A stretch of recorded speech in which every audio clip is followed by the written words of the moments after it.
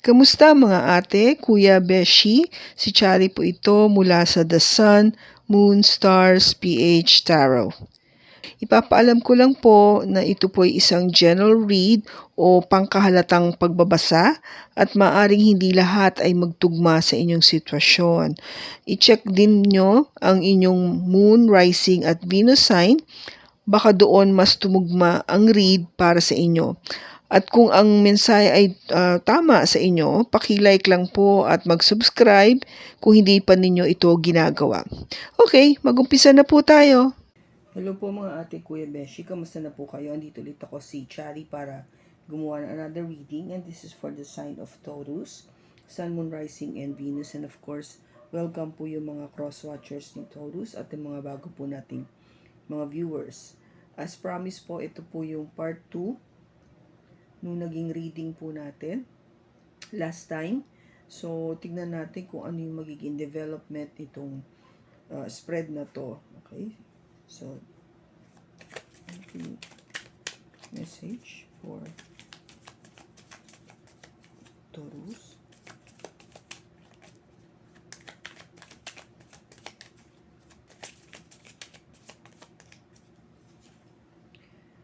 We have the Nine of Swords, the Star, the King of Pentacles, the Three of Wands, the Four of Wands, the Page of Wands, the Five of Pentacles, the Devil, the Two of Wands, and the outcome is the Wheel of Fortune. Bottom niya is the Tower. Okay, Taurus, yung pinaka heart o sentro ng reading na to is the Nine of Swords. Ngayon, yung first reading natin, kung i-recall mo, sabi ko dito, di ba, meron kang sakit sa damdamin na naramdaman. There was such a pain na nag-occur o may nangyari sa'yo kung bakit nasaktan ka. And now, after all this, yung reading natin last time,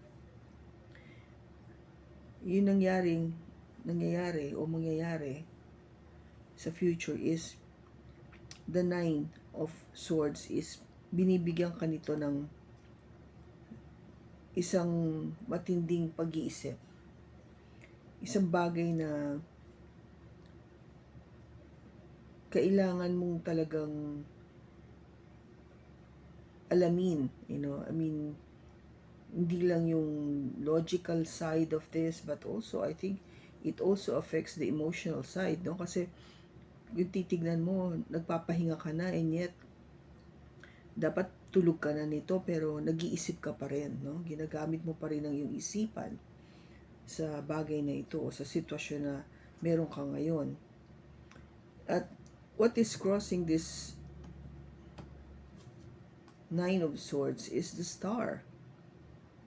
No, yung something na pinagdasal mo, pinagpray mo, o wini-wish mo kay God o sa universe to help you make that decision, to clear your mind, o bigyan ka ng direksyon, something na talagang makakatulong sa'yo para maging maliwanag o magkaroon ng clarity ang iyong pag-iisip. Kasi sa ngayon, it's really, not clear. As if you are trying to parang center o i-minimize kung ano yung pinaka the best option or the best action to take sa iyong sitwasyon. Now, kasi in sa past, you are dealing with a King of Pentacles. This is an energy from an earth sign, Taurus, Virgo, or Capricorn, or meron siya nito sa kanyang chart. Now, yung first reading natin, you were thinking na itong relationship na to would have been your happiness, no, with the Ten of Cups. But now, it seems na itong person na to, itong earth sign na to, you thought na ito na nga, no? Kasi ang pinapakita talaga ng King of Pentacles is yung stability, yung security pagdating sa resources, sa pera. Kung ba hindi mo yun ka-questionin kasi alam mong masipag ang earth sign, no? They work to earn money. They work because meron silang goal. They work because they want to buy a lot of material things, no? Tinitignan nila yung material aspect to be parang a representation of their hard work.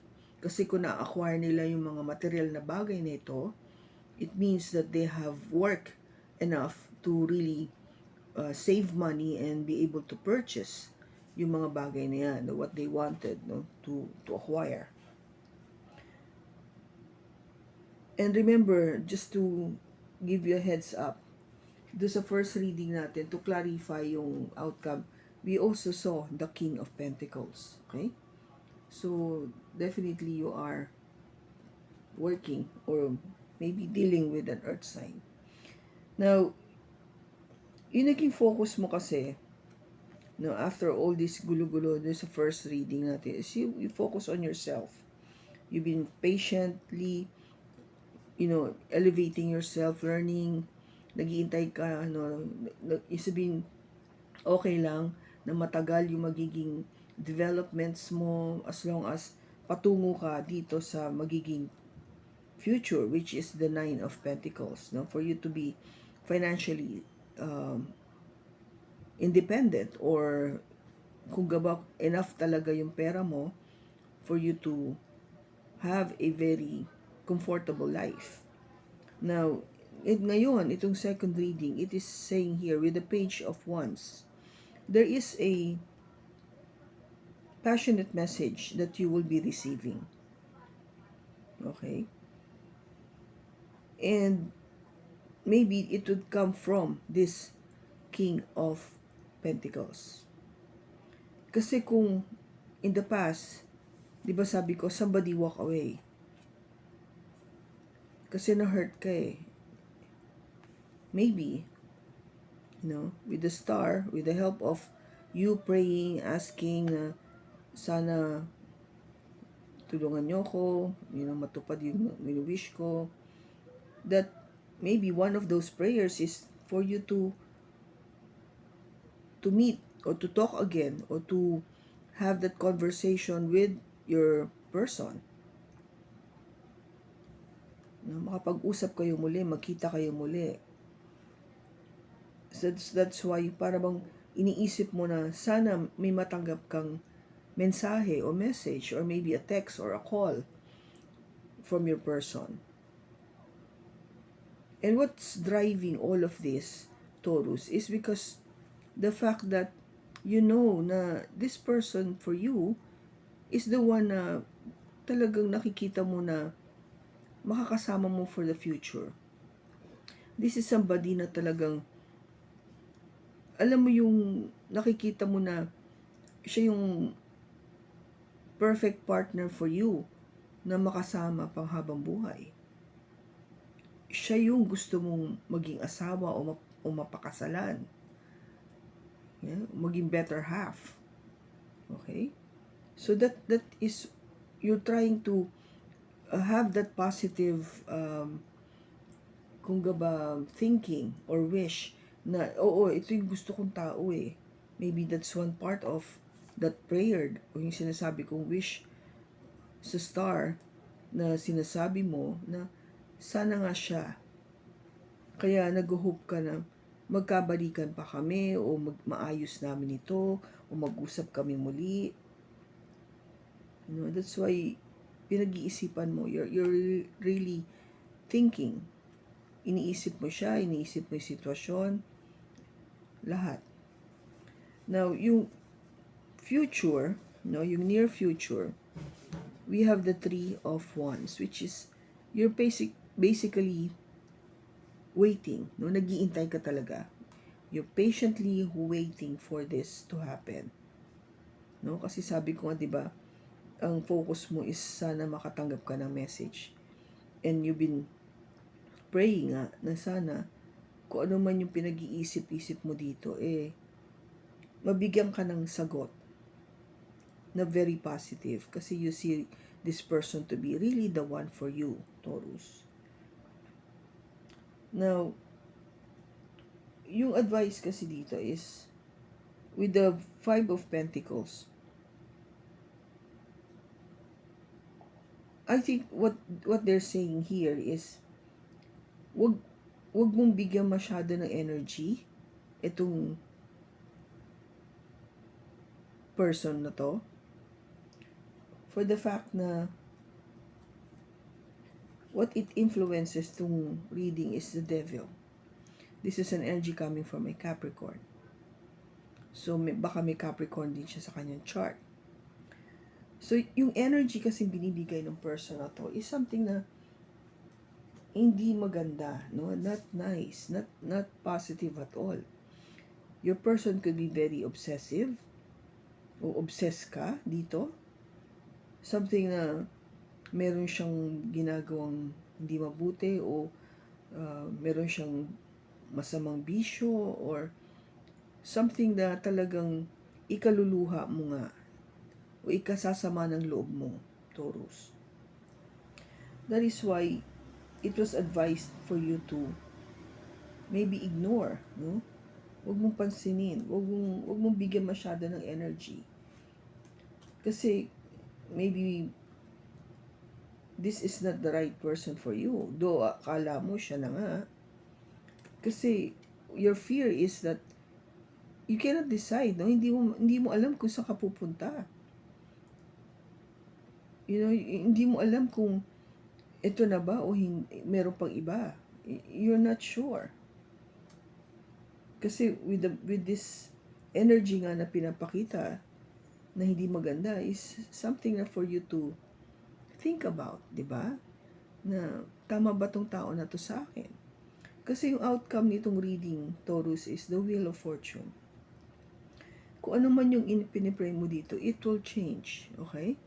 It will change. Kasi kung parang God or the universe is doing its best to divert you, o parang iniikot ka, o yung pinipilit nilang ipakita sa'yo yung tamang daan.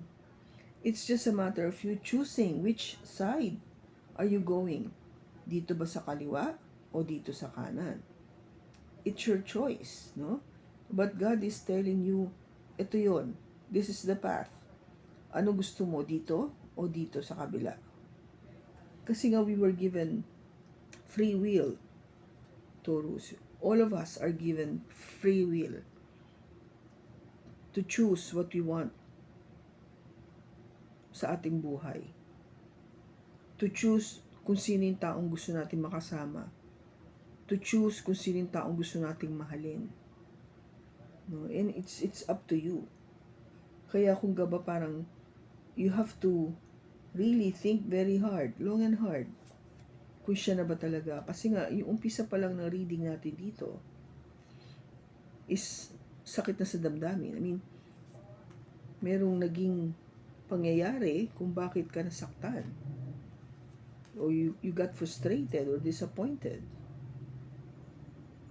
Now, of course, with the Tower, this is something unexpected. Hindi mo to inaakala na mangyayari sa'yo.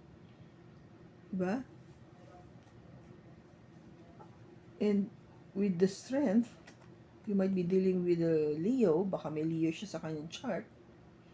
Ang sinasabi dito is, laksan mo loob mo, Have the energy, the courage, maging matatag ka, na pag dahil ito pinagdadaanan mo to ngayon eh. So, maging matatag ka and have the energy of the Queen of Swords, Taurus, no? Na alam mong this person is really wanting to know the truth. Gusto niya malaman katotohanan.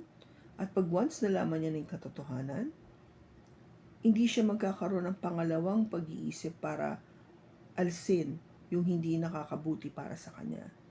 Kaya siya may hawak na sword.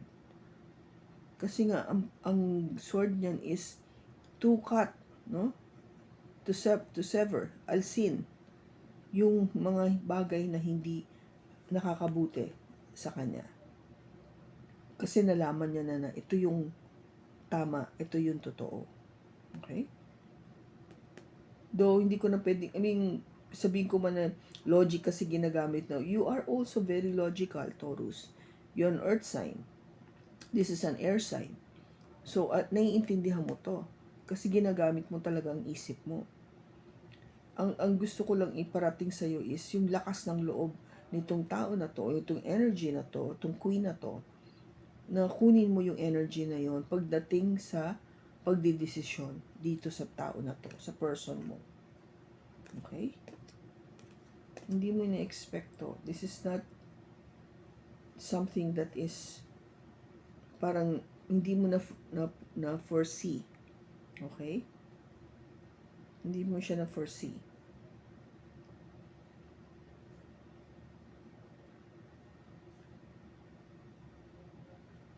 And kung ano man yung ginagawa nitong tao na to, your person, kung meron man siyang bad na pag-uugali, o meron siyang mga bisyo, o meron siyang napapansin mo na something na medyo unusual na, well, that's the devil energy, diba?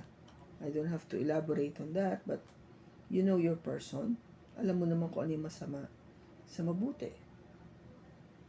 Ito is more of, I think you're being given that precaution na mag-ingat ka lang, no? Ingat ka, don't give everything dito sa person na to. Kasi, kung gaba parang, tignan mo muna, weigh things. Kung talagang ito yung makakabuti para sa'yo. Kasi nga, di ba, sa first reading, sinabi na dito, ang naging near future mo is to be single, to be on your own, and to really just focus on yourself and your career and your money. Kasi I think you feel more safe doing that. You feel more happy, less yung gulo. But the second energy is saying na you're willing to wait. Maybe you're willing to wait, which is good, no? You're willing to wait na maging mas okay yung takbo. Kasi, ito naman it promises na magkakaroon ng pagbabago. There will be change. So, let us see kung ano yung change na yun, no? Bakit andito yung Wheel of Fortune? Bakit andito yung Wheel of Fortune? We have the Ten of Swords, the Ten of Cups, and the Five of Swords. Bottom niya is the Nine of Wands. So, yung pagbabago, what would change dito sa nangyayari ito is an ending. There are two endings, no? An ending of thinking. Yung pag-iisip na yan, matatapos na, tapos na, patapos, o matatapos, kasi magbabago na siya. And there will be, hindi na pag-iisip, kundi more of happiness. Kasi once natapos na yung pag-iisip mong to, yung thoughts na to, no? All about thinking and thinking. It will come, nadadating yung time na magiging masaya ka na with the Ten of Cups.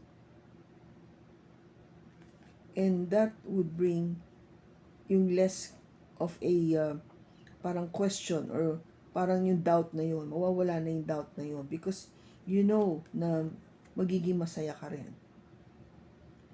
No? magiging masaya ka din. Would there be other love aside dito sa person ni Taurus? Magkakaroon ba ng other love or new love aside from this person?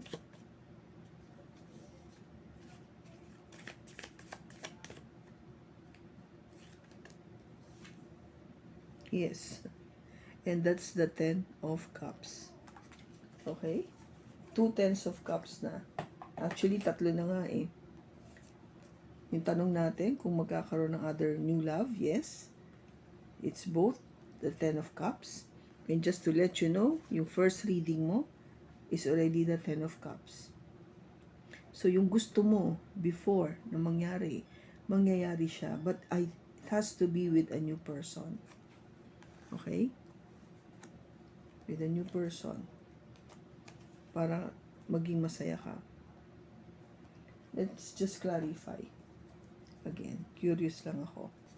Yung dadating ba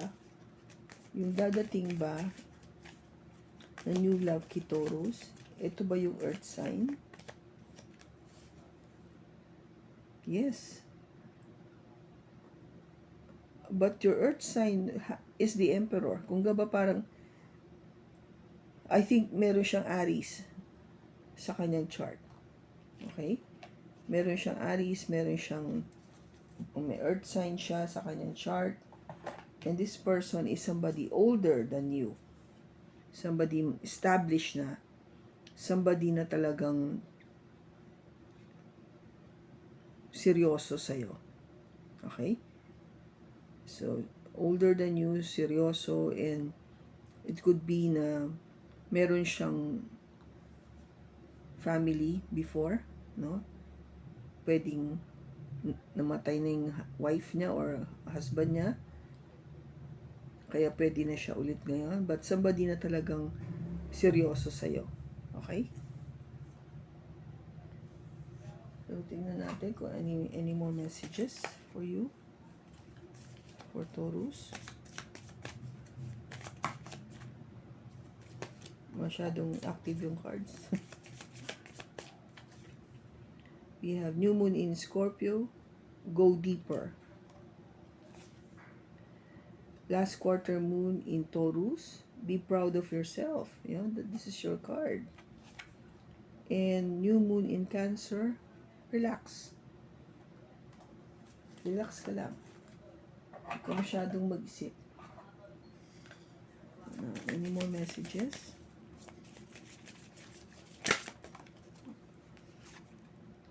Humor. I choose to focus on the lighter side of life. Yeah. Huwag mo kalimutan magpatawa o matawa. Blame. I accept responsibility for my well-being. And balance. I bring a state of perfect harmony into my world, and I do so without judgment. Yeah. So, make sure that you're in balance, Taurus. And there's nobody really to blame. There's anything that happens sa past, it's part of the process for us to learn. And always, add humor to your life. Masarap yung nakakatawa ka. Diba? It helps yung ating aura na nagiging very light in the thing. Okay? I hope na nakatulong ito sa iyo, Taurus. Maraming salamat sa pagsama mo sa akin sa pagbasa na ito. Sa susunod po muli, ingat ka and God bless.